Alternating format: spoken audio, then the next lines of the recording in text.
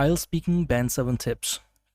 ਅੱਜ ਦੀ ਇਸ ਵੀਡੀਓ ਦੇ ਵਿੱਚ ਮੈਂ ਗੱਲ ਕਰੂੰਗਾ ਕਿ IELTS ਸਪੀਕਿੰਗ ਦੇ ਪਾਰਟਸ ਜਿਹੜੇ ਹੁੰਦੇ, ਜਿਵੇਂ ਤੁਸੀਂ ਦੇਖਿਆ ਹੋਊਗਾ ਕਿ part 1, part 2, part 3, part 1 intro questions, cue card, followups, ਇਹਨਾਂ ਤਿੰਨਾਂ ਦੀ ਗੱਲ ਤਾਂ ਕਰਾਂਗੇ। ਲੇਕਿਨ ਇਸ ਤੋਂ ਪਹਿਲਾਂ ਮੈਂ ਤੁਹਾਨੂੰ ਦੱਸਦਾ ਕਿ ਜੋ ਅੱਜ ਦੀ ਇਹ ਵੀਡੀਓ ਹੈ, ਇਹ ਜ਼ਿਆਦਾਤਰ ਮੈਂ ਡਿਸਕਸ ਕਰੂੰਗਾ ਇਹਦੇ ਵਿੱਚ ਪਾਰਟ 0, ਜੋ ਕਿ ਤੁਸੀਂ ਬਹੁਤ ਹੀ ਰੇਅਰ ਸੁਣਿਆ ਹੋਣਾ ਹੈ ਔਰ ਬਹੁਤ ਹੀ ਰੇਅਰ ਤੁਸੀਂ ਦੇਖਿਆ ਹੋਣਾ ਕਿ ਜੋ ਪਾਰਟ 0 ਹੈ ਇਹ ਵੀ ਬਹੁਤ ਜ਼ਿਆਦਾ ਇੰਪੋਰਟੈਂਟ ਹੈ ਇਨ IELTS ਸਪੀਕਿੰਗ। ਉਸ ਤੋਂ ਬਾਅਦ ਮੈਂ ਗੱਲ ਕਰੂੰਗਾ ਕਿ ਪਾਰਟ 0 ਦੇ ਵਿੱਚ ਕਿਹੜੇ ਕੁਐਸਚਨਸ ਨੇ ਜੋ ਤੁਹਾਨੂੰ ਪੁੱਛੇ ਜਾਂਦੇ, ਔਰ ਉਸ ਤੋਂ ਬਾਅਦ ਉਹਨਾਂ ਦੇ ਆਨਸਰਸ ਵੀ ਮੈਂ ਤੁਹਾਨੂੰ ਦੱਸੂੰਗਾ ਕਿ ਕਿਸ ਤਰੀਕੇ ਨਾਲ ਤੁਸੀਂ ਉਹਨਾਂ ਦਾ ਆਨਸਰ ਕਰ ਸਕਦੇ ਹੋ। So please watch this video till the end, and if you're new to my channel, don't forget to subscribe. Let's see. Okay, ਸਭ ਤੋਂ ਪਹਿਲਾਂ ਮੈਂ ਤੁਹਾਨੂੰ ਦੱਸਦਾ ਕਿ ਪਾਰਟ 0 ਹੁੰਦਾ ਕੀ। This is the part when you meet the examiner before the actual test. ਵੀ ਟੈਸਟ ਸ਼ੁਰੂ ਹੋਣ ਤੋਂ ਪਹਿਲਾਂ, ਜਿੱਥੇ ਤੁਹਾਨੂੰ ਉਹਨੇ ਮਾਰਕਸ ਦੇਣੇ, ਉਸ ਤੋਂ ਸ਼ੁਰੂ ਹੋਣ ਤੋਂ ਪਹਿਲਾਂ ਪਾਰਟ 0, ਜੋ ਕਿ ਐਗਜ਼ਾਮੀਨਰ ਨੂੰ ਜਦੋਂ ਤੁਸੀਂ ਫਰਸਟ ਟਾਈਮ ਜਦੋਂ ਤੁਸੀਂ ਮਿਲਦੇ ਹੋ, ਸੋ ਦੈਟਸ ਕਾਲ ਪਾਰਟ 0। ਔਰ ਪਾਰਟ 0 ਦੇ ਵਿੱਚ ਐਗਜ਼ਾਮੀਨਰ ਕਿਸ ਤਰੀਕੇ ਦੇ ਕੁਐਸਚਨਸ ਪੁੱਛਦਾ ਹੈ। ਦੇਰ R 4 topics that examiner will ask you in part 0। 4 topics ਇੱਦਾਂ ਦੇ ਨੇ ਜੋ ਕਿ ਐਗਜ਼ਾਮੀਨਰ ਤੁਹਾਨੂੰ ਪੁੱਛੇਗਾ। ਓਕੇ, ਪਾਰਟ 0 ਦੇ ਵਿੱਚ 4 ਟੌਪਿਕਸ ਨੇ: home town, work, study. Work ਅਗਰ ਤੁਸੀਂ GT ਦੇ ਐਗਜ਼ਾਮ ਦੇ ਰਹੇ ਹੋ, ਸਟੱਡੀ ਅਗਰ ਤੁਸੀਂ ਐਕੈਡਮਿਕ ਦੇ ਐਗਜ਼ਾਮ ਦੇ ਰਹੇ ਹੋ, ਹਾਊਸ ਔਰ ਫਲੈਟ, ਔਰ ਟਾਕ ਅਬਾਊਟ ਯੋਰ ਏਰੀਆ, ਤੁਹਾਡੇ ਏਰੀਆ ਬਾਰੇ ਵੀ ਤੁਹਾਨੂੰ ਪੁੱਛ ਸਕਦਾ ਹੋ। ਔਰ ਮੈਂ ਇੱਕ ਚੀਜ਼ ਦੱਸਾਂ ਕਿ ਇੱਥੇ ਮੈਂ ਲਿਖਿਆ ਹੋਇਆ 1989, ਇਹ ਐਗਜ਼ਾਮ ਸ਼ੁਰੂ ਹੋਇਆ ਸੀ 1989 ਦੇ ਵਿੱਚ। ਉਦੋਂ ਤੋਂ ਇਹ 4 ਟੌਪਿਕਸ ਜੋ ਪਾਰਟ 0 ਦੇ ਵਿੱਚ ਪੁੱਛੇ ਜਾ ਰਹੇ ਹੈ। ਬਹੁਤ ਵਾਰ ਮੈਂ ਦੇਖਿਆ ਕਿ ਸਟੂਡੈਂਟਸ ਇਹਨਾਂ ਦੇ ਉੱਪਰ ਬਹੁਤ ਜ਼ਿਆਦਾ ਫੋਕਸ ਨਹੀਂ ਕਰਦੇ, ਤਿਆਰੀ ਨਹੀਂ ਕਰਦੇ, ਬਟ ਐਡਵਾਂਸ ਦੇ ਵਿੱਚ ਅਗਰ ਤੁਸੀਂ ਇਹਨਾਂ ਦੀ ਤਿਆਰੀ ਕਰਕੇ ਜਾਂਦੇ ਹੋ, ਸੋ ਦੈਨ ਪਾਰਟ 0 ਦੇ ਵਿੱਚ you can definitely impress IELTS examiner and which can help you achieve your desire band score. So ਸਭ ਤੋਂ ਪਹਿਲਾਂ ਗੱਲ ਕਰਦੇ ਹਾਂ ਜੀ, ਕੁਐਸਚਨ ਹੈ ਵਾਟਸ ਯੋਰ ਫੁੱਲ ਨੇਮ। ਅਕਸਰ ਸਟੂਡੈਂਟਸ ਇਹਦਾ ਆਨਸਰ ਦਿੰਦੇ ਆ ਕਿ ਮਾਈ ਫੁੱਲ ਨੇਮ ਇਜ਼ ਦਿਸ। ਉਹਦੀ ਬਜਾਏ ਤੁਹਾਨੂੰ ਆਨਸਰ ਇਸ ਤਰੀਕੇ ਨਾਲ ਤੁਸੀਂ ਸ਼ੁਰੂ ਕਰ ਸਕਦੇ ਹੋ, ਮਾਈ ਨੇਮਸ। ਇਸ ਨੂੰ ਇੱਥੇ ਹਾਈਲਾਈਟ ਮੈਂ ਤਾਂ ਕੀਤਾ ਕਿਉਂਕਿ ਇਹ ਕੰਟਰੈਕਸ਼ਨ ਹੈ, name is the, my names, ਜਿਵੇਂ ਕਿ ਇਟ ਇਜ਼ ਦੀ ਕੰਟਰੈਕਸ਼ਨ ਹੁੰਦੀ ਹੈ it's. So it's really impressive way to tell about your name when you say my name's dash my name's. Okay, next question, what can I call you. ਇੱਥੇ ਬਹੁਤ ਸਾਰੇ students ਇਹ ਵੀ answer ਦਿੰਦੇ ਆ ਕਿ you can ਕਾਲ ਮੀ ਦਿਸ। ਉਹਦੇ 'ਚ ਕੋਈ ਬੁਰਾਈ ਨਹੀਂ ਹੈ, but I would say like yes, ਥੋੜਾ ਜਿਹਾ ਡਿਫਰੈਂਟ ਹੋ ਸਕਦਾ ਹੈ ਕਿ ਅਗਰ ਤੁਸੀਂ ਕਹਿੰਦੇ ਹੋ ਐਵਰੀਵਨ ਕਾਲਸ ਮੀ ਨਵਦੀਪ, ਸਾਰੇ ਮੈਨੂੰ ਨਵਦੀਪ ਕਹਿੰਦੇ ਆ, but I also go by ਦਾ ਮਤਲਬ ਹੈ ਕਿ ਮੈਂ ਇਸ ਨਾਮ ਨਾਲ ਵੀ ਮੈਂ ਜਾਣਿਆ ਜਾਣਾ ਹੈ। ਇੱਥੇ ਤੁਸੀਂ ਆਪਣਾ ਨਿਕਨੇਮ ਯੂਜ਼ ਕਰ ਸਕਦੇ ਹੋ, ਆਈ ਆਲਸੋ ਗੋ ਬਾਏ ਨਵ, ਸੋ ਪਲੀਜ਼ ਕਾਲ ਮੀ ਨਵ, ਰਾਈਟ। ਨੈਕਸਟ ਕੁਐਸਚਨ ਹੈ ਵੇਅਰ ਆਰ ਯੂ ਫਰਮ। ਇਹ ਕੁਐਸਚਨ ਦਾ ਆਨਸਰ ਸਟੂਡੈਂਟਸ ਨੂੰ ਲੱਗਦਾ ਹੈ ਕਿ ਇਹ ਤਾਂ ਬੜਾ ਸਿੰਪਲ ਜਿਹਾ ਕੁਐਸਚਨ ਹੈ ਜੀ, ਇਹਦਾ ਆਨਸਰ ਦੱਸ ਹੀ ਦੇਵਾਂਗੇ ਕਿ I am from this place. ਔਰ ਕੁਝ ਸਟੂਡੈਂਟਸ ਇਹ ਵੀ ਯੂਜ਼ ਕਰਦੇ ਕਿ I hail from. I would say, I will recommend ਕਿ ਤੁਸੀਂ ਯੂਜ਼ ਕਰੋ come from, because internationally when people they tell about they come from, so they always use come from. I come from a stunningly beautiful मतलब कि बहुत ही ज़्यादा खूबसूरत city है भावें नहीं है सिटी कॉल्ड, ਇੱਥੇ ਨਾਮ ਆ ਜਾਊਗਾ। ਅਗਰ ਤੁਸੀਂ ਪਿੰਡ ਤੋਂ ਬਿਲੋਂਗ ਕਰਦੇ ਹੋ ਤਾਂ ਮੈਂ ਲਿਖਵਾਉਣਾ ਚਾਹੂੰਗਾ ਖਾਸ ਤੌਰ ਤੇ, I come from a small farming, FARMING, farming ਮਤਲਬ ਫਾਰਮਿੰਗ ਦਾ ਕਸਬਾ ਹੈ ਜੀ, ਜਿੱਥੋਂ ਮੈਂ ਆਉਣੀ ਹੈ ਜਾਂ ਜਿੱਥੋਂ ਮੈਂ ਆਉਣਾ ਹੈ। ਫਾਰਮਿੰਗ ਕਮਿਊਨਿਟੀ ਕॉल्ड, ਕਮਿਊਨਿਟੀ ਕਹਿੰਦੇ ਕਿ ਕਸਬਾ ਹੈ ਫਾਰਮਿੰਗ ਦਾ ਬਣਿਆ ਹੋਇਆ ਹੈ, ਕॉल्ड ਜਿਸ ਨੂੰ ਕਹਿੰਦੇ ਉਸ ਤੋਂ ਬਾਅਦ ਤੁਹਾਡੇ ਪਿੰਡ ਦਾ ਨਾਮ, ਵਿਚ ਇਜ਼ ਲੋਕੇਟਡ। ਇਹਨੂੰ ਮੈਂ ਹਾਈਲਾਈਟ ਤਾਂ ਕੀਤਾ ਕਿਉਂਕਿ ED ਜਦੋਂ ਲਾਸਟ ਦੇ ਵਿੱਚ ਹੁੰਦੀ ਹੈ, ਉਸ ਤੋਂ ਪਹਿਲਾਂ T ਹੁੰਦੀ ਹੈ, ਤਾਂ ਹਮੇਸ਼ਾ ਇਹਦੀ ਪ੍ਰੋਨਾਂਸੀਏਸ਼ਨ ਇਡ ਪ੍ਰੋਨਾਊਂਸ ਹੁੰਦਾ ਹੈ, located in the north part of India. So ਇਹ ਸਟਾਰਟਿੰਗ ਪਾਰਟ 0 ਦੇ ਵਿੱਚ ਕੁਐਸਚਨ ਜੋ ਪੁੱਛੇ ਜਾਂਦੇ ਆ, so you have to be very confident ਜੋ ਤੁਸੀਂ ਇਹ ਆਨਸਰਸ ਦਿਓ। ਇਹ ਨਾ ਹੋ ਕਿ ਇਹਨਾਂ ਦੇ ਵਿੱਚ ਤੁਸੀਂ ਫੰਬਲ ਕਰ ਰਹੇ ਹੋ। ਉਸ ਤੋਂ ਬਾਅਦ ਹੁਣ ਗੱਲ ਕਰਦੇ ਹਾਂ ਹੋਮ ਟਾਊਨ ਦੇ ਕੁਐਸਚਨਸ, ਜੋ ਤੁਹਾਨੂੰ ਹੋਮ ਟਾਊਨ ਦੇ ਕੁਐਸਚਨਸ ਜ਼ਰੂਰ ਪੁੱਛੇ ਜਾਣਗੇ ਅਗਰ ਤੁਸੀਂ ਪਹਿਲਾਂ ਐਗਜ਼ਾਮ ਦਿੱਤਾ ਹੈ। So please let me know in the comment section below that I am sure that ਕਿ ਐਗਜ਼ਾਮੀਨਰ ਨੇ ਤੁਹਾਨੂੰ ਇਹ ਕੁਐਸਚਨ ਜ਼ਰੂਰ ਪੁੱਛੇ ਹੋਣਗੇ। What's the name of your home town.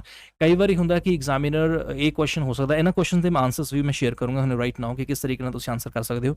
Some time it happens that examiner might not ask you where are you from. ਕਈ ਵਾਰੀ ਉਹ ਇਹ ਨਹੀਂ ਪੁੱਛਦੇ, ਇਹਦੀ ਜਗ੍ਹਾ ਤੇ ਸਿੱਧਾ ਪੁੱਛ ਲੈਂਦੇ what's the name of your home town. Next question ਹੈ is it a small place or a big town. Describe your hometown. How long have you been living there? Do you think you will continue living there in the future? ਚਲੋ ਇੱਕ ਇੱਕ ਕਰਕੇ answer ਦੇਖਦੇ ਹਾਂ। ਸਭ ਤੋਂ ਪਹਿਲਾ question ਹੈ what's the name of your home town. ਤਾਂ ਤੁਸੀਂ ਇਹਦਾ ਆਨਸਰ ਦੇ ਸਕਦੇ ਹੋ ਇਟਸ ਕਾਲਡ ਡੈਸ਼। ਇੱਥੇ ਡਾਇਰੈਕਟ ਤੁਹਾਡੇ ਸ਼ਹਿਰ ਦਾ ਨਾਮ, ਅਗਰ ਮੈਂ ਆਪਣੇ ਸ਼ਹਿਰ ਦੀ ਗੱਲ ਕਰਾਂ ਡਵ ਵਾਲੀ, it's called Dabwali which is located in the north part of India. ਠੀਕ ਹੈ, ਉਸ ਤੋਂ ਬਾਅਦ ਨੈਕਸਟ ਕੁਐਸਚਨ ਹੈ is it a big place or a small town. ਤਾਂ ਤੁਸੀਂ ਇੱਥੇ ਕਹਿ ਸਕਦੇ ਹੋ ਕਿ it's a medium sized place. Medium sized ਦਾ ਮਤਲਬ ਹੁੰਦਾ ਹੈ ਨਾ ਤਾਂ ਜ਼ਿਆਦਾ ਵੱਡਾ ਹੈ ਨਾ ਜ਼ਿਆਦਾ ਛੋਟਾ ਹੈ, ਨੋਰਮਲ ਹੈ, medium sized place. And I guess it has 50,000 inhabitants. ਵੀ ਮੈਨੂੰ ਲੱਗਦਾ ਕਿ ਇਨਹੈਬੀਟੈਂਟਸ ਦਾ ਮਤਲਬ ਹੈ ਰੈਜ਼ੀਡੈਂਟਸ, ਕਿ ਸ਼ਾਇਦ 50,000 ਲੋਕ ਰਹਿੰਦੇ ਜੀ। ਇਹ ਤੁਸੀਂ ਜ਼ਿਆਦਾ ਵੀ ਦੱਸ ਸਕਦੇ ਹੋ, ਬਟ ਉਹਨੂੰ ਕੋਈ ਮਤਲਬ ਨਹੀਂ ਹੈ ਕਿ ਜ਼ਿਆਦਾ ਰਹਿੰਦੇ ਘੱਟ ਰਹਿੰਦੇ। So you can use 50,000, 60,000, 10,000, 20,000 who are residing there. Residing ਦਾ ਮਤਲਬ ਹੁੰਦਾ ਜੋ ਰਹਿ ਰਹੇ ਹੈ। Next question is describe your hometown. ਹੁਣ ਇੱਥੇ ਇੱਕ ਚੀਜ਼ ਬੜੀ ਮੈਂ ਕਾਮਨ ਦੇਖੀ ਹੈ, ਪਿਛਲੇ ਕਾਫੀ ਸਾਲਾਂ ਤੋਂ ਮੈਂ ਦੇਖਦਾ ਆ ਰਿਹਾ ਸਟੂਡੈਂਟਸ ਇੱਕ ਲਾਈਨ ਬਹੁਤ ਜ਼ਿਆਦਾ ਯੂਜ਼ ਕਰਦੇ ਆ ਕਿ ਆਲ ਦ ਫੈਸਿਲਿਟੀਜ਼ ਆਰ ਅਵੇਲੇਬਲ। ਪਲੀਜ਼ ਇਹ ਲਾਈਨ ਯੂਜ਼ ਨਾ ਕਰੋ, ਬਹੁਤ ਪੁਰਾਣੀ ਹੋ ਚੁੱਕੀ ਹੈ, ਬਹੁਤ ਬੋਰਿੰਗ ਹੋ ਚੁੱਕੀ ਹੈ। ਐਗਜ਼ਾਮੀਨਰਸ ਮੇਰੇ ਅਕੋਰਡਿੰਗ ਬਹੁਤ ਜ਼ਿਆਦਾ ਬੋਰ ਹੋ ਚੁੱਕੇ ਹੈ।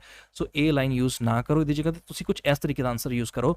ਆਈ ਵੁਡਨਟ ਸੇ ਦਾ ਮਤਲਬ ਹੈ ਵੁਡਨਟ, ਇੱਥੇ ਵੁਡ ਨਾਟ ਦੀ ਕੰਟਰੈਕਸ਼ਨ ਹੈ, ਸ਼ਾਰਟ ਫਾਰਮ ਹੈ। ਇੱਕ ਚੀਜ਼ ਦੱਸਦਾ ਕਿ ਮੈਂ ਬਾਰ-ਬਾਰ ਕਿਉਂ ਕੰਟਰੈਕਸ਼ਨ ਕਰ ਰਿਹਾ, ਬਿਕੋਜ਼ ਕੰਟਰੈਕਸ਼ਨ ਪ੍ਰੋਨੰਸੀਏਸ਼ਨ ਦਾ ਇੱਕ ਫੀਚਰ ਹੈ। ਅਗਰ ਤੁਸੀਂ ਕੰਟਰੈਕਸ਼ਨ ਯੂਜ਼ ਕਰਦੇ ਹੋ ਤਾਂ ਪ੍ਰੋਨੰਸੀਏਸ਼ਨ ਕੈਟੇਗਰੀ ਦੇ ਵਿੱਚ ਤੁਹਾਨੂੰ ਸਕੋਰ ਜੋ ਹੈ ਉਹ ਵਧੀਆ ਮਿਲੇਗਾ, ਤੁਹਾਡਾ ਸਕੋਰ ਇੰਪਰੂਵ ਹੋਏਗਾ। ਆਈ ਵੁਡਨਟ ਸੇ ਕਿ ਮੈਂ ਨਹੀਂ ਕਹੂੰਗਾ ਜਾਂ ਕਹੂੰਗੀ ਇਟਸ ਅ ਬਿਊਟੀਫੁਲ ਟਾਊਨ, ਵੀ ਇਹ ਬਹੁਤ ਸੋਹਣਾ ਸ਼ਹਿਰ ਹੈ ਜੀ ਜਾਂ ਟਾਊਨ ਹੈ।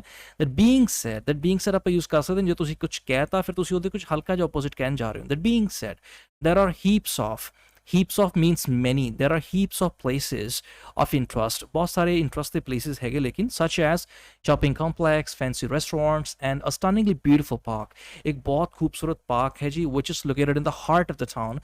ਹਾਰਟ ਆਫ ਦ ਟਾਊਨ ਇਹਦੀ ਪ੍ਰੋਨਾਂਸੀਏਸ਼ਨ ਹੈ, ਬਹੁਤ ਸਾਰੇ ਸਟੂਡੈਂਟਸ ਇਹਨੂੰ ਇਸ ਤਰੀਕੇ ਨਾਲ ਪ੍ਰੋਨਾਉਂਸ ਕਰਦੇ ਆ heart of the town. Heart ਤੇ ਹਾਰਟ ਦੋਨਾਂ ਦੇ ਵਿੱਚ ਬਹੁਤ ਡਿਫਰੈਂਸ ਹੈ। Heart of the town, okay, ਕਿ ਸ਼ਹਿਰ ਦੇ ਦਿਲ ਦੇ ਵਿੱਚ ਬਣਿਆ ਹੋਇਆ ਜੀ। It could be described as a sleepy town, ਇਹ ਬਹੁਤ ਇੰਪ੍ਰੈਸਿਵ ਲਾਈਨ ਹੈ, ਤੁਸੀਂ ਯੂਜ਼ ਕਰ ਸਕਦੇ ਹੋ ਕਿ ਅਗਰ ਤੁਹਾਡਾ ਸ਼ਹਿਰ ਜ਼ਿਆਦਾ ਵੱਡਾ ਨਹੀਂ ਹੈ ਤਾਂ ਤੁਸੀਂ ਕਹਿ ਸਕਦੇ ਹੋ ਕਿ it could be described as a sleepy town. Next question is how long have you been living there. if I'm not mistaken, ਬਹੁਤ ਅੱਛਾ ਫਰੇਜ਼ ਹੈ, ਬਹੁਤ ਅੱਛਾ ਸਟਰੋਂਗ ਸਟਾਰਟ ਹੈ। ਔਰ ਇਸ ਕੁਐਸਚਨ ਦਾ ਆਨਸਰ ਮੈਂ ਤੁਹਾਨੂੰ ਦੱਸਦਾ ਕਿ ਜ਼ਿਆਦਾਤਰ ਸਟੂਡੈਂਟਸ ਮੈਂ ਦੇਖਿਆ ਕਿ ਜਦੋਂ ਮੇਰੇ ਕੋਲ ਸਟਾਰਟਿੰਗ ਦੇ ਵਿੱਚ ਅਗਰ ਆਨਲਾਈਨ ਦੀ ਕਲਾਸਿਸ ਦੀ ਗੱਲ ਕਰਾਂ ਚਾਹੇ ਆਫਲਾਈਨ ਦੀ ਗੱਲ ਕਰਾਂ, ਜਦੋਂ ਕੋਚਿੰਗ ਲਈ ਆਉਂਦੇ ਆ ਤਾਂ ਇੱਕ ਲਾਈਨ ਬੜਾ ਯੂਜ਼ ਕਰਦੇ ਆ ਕਿ I have been living there since my birth. ਤਾਂ ਤੁਸੀਂ ਦੇਖਣਾ ਪਲੀਜ਼, ਅਗਰ ਤੁਸੀਂ ਕਿਤੇ ਵੀ ਤਿਆਰੀ ਕਰ ਰਹੇ ਹੋ ਤਾਂ ਤੁਸੀਂ ਕਿਸੇ ਨੂੰ ਬੋਲਦੇ ਹੋਏ ਸੁਣਿਆ ਹੋਣਾ ਕਿ ਹਰ ਦੂਸਰਾ ਤੀਸਰਾ ਸਟੂਡੈਂਟ ਇਹ ਲਾਈਨ ਯੂਜ਼ ਕਰਦਾ ਹੈ, I have been living there since my birth. ਬਹੁਤ ਜ਼ਿਆਦਾ ਬੋਰਿੰਗ ਔਰ ਬਹੁਤ ਜ਼ਿਆਦਾ ਮਤਲਬ ਰਿਪੀਟ ਹੋ ਚੁੱਕੀ ਹੈ line. So we should use something different like this. Well, if I'm not mistaken, agar main galat nahi hai, it has the contraction hai. It's been 18 years, it's been 20 years, jina bhi time to rende ho gaya, right? Question number 5 is, do you think you will continue living there in the future? Good grief, ਬਹੁਤ ਅੱਛਾ start ਹੈ। Good grief ਆਪਾਂ ਉਦੋਂ ਕਹਿੰਦੇ ਵੀ ਜਦੋਂ ਤੁਸੀਂ ਕਹਿੰਦੇ ਹੋ ਕਿ ਕੋਈ ਚੀਜ਼ ਵਧੀਆ ਪੁੱਛੀ ਹੈ ਲੇਕਿਨ ਤੁਸੀਂ ਉਹਨੂੰ ਲੈ ਕੇ ਥੋੜਾ ਸੋਚ ਰਹੇ ਹੋ, ਓਹੋ ਹੁਣ ਇਸ ਚੀਜ਼ ਦਾ ਕੀ ਆਨਸਰ ਦਵਾਂ ਤੁਹਾਨੂੰ ਮੈਂ। ਗੁੱਡ ਗਰੀਫ ਉੱਥੇ ਆਪਾਂ ਯੂਜ਼ ਕਰ ਸਕਦੇ ਹਾਂ। ਹੂ ਨੋਜ਼ ਵਟ ਦ ਫਿਊਚਰ ਵੁੱਡ ਬ੍ਰਿੰਗ, ਬਹੁਤ ਅੱਛਾ ਸਟਾਰਟ ਹੈ ਵੀ ਕੌਣ ਜਾਣਦਾ ਫਿਊਚਰ ਕੀ ਲੈ ਕੇ ਆਊਗਾ। ਕਿਉਂ? ਬਿਕੋਜ਼ ਫਿਊਚਰ ਇਜ਼ ਅਨਸਰਟੇਨ, ਕਿਉਂਕਿ ਫਿਊਚਰ ਅਨਪ੍ਰੈਡਿਕਟੇਬਲ ਹੈ। So I haven't given much thought to it. So ਇਹ ਹੋਮ ਟਾਊਨ ਇਸ ਦੇ ਵਿੱਚ ਮੈਂ ਕਵਰ ਕੀਤਾ। ਨੈਕਸਟ ਵੀਡੀਓ ਦੇ ਵਿੱਚ ਮੈਂ ਸਟੱਡੀ ਵਾਲਾ ਟੌਪਿਕ ਕਵਰ ਕਰੂੰਗਾ। ਪਾਰਟ 0 ਜਿੰਨਾ ਵੀ ਕੰਪਲੀਟ ਹੈ ਪੂਰਾ ਕੰਪਲੀਟ ਕਰਾਂਗੇ, ਆਉਣ ਵਾਲੀ ਵੀਡੀਓਜ਼ ਦੇ ਵਿੱਚ ਮੈਂ ਕੰਪਲੀਟ ਕਰੂੰਗਾ। ਔਰ ਇਸ ਤੋਂ ਇਲਾਵਾ ਪਲੀਜ਼ ਮੈਨੂੰ ਕਮੈਂਟ ਦੇ ਵਿੱਚ ਜ਼ਰੂਰ ਦੱਸਣਾ ਕਿ ਇਹ ਵੀਡੀਓ ਤੁਹਾਨੂੰ ਕਿਵੇਂ ਲੱਗੀ, so I can make more videos and you can also join online or offline IELTS classes. My WhatsApp number is on the screen. Thank you so much. Please don't forget to like and subscribe this YouTube channel. I'll see you in the next video lesson. Take care. Bye-bye.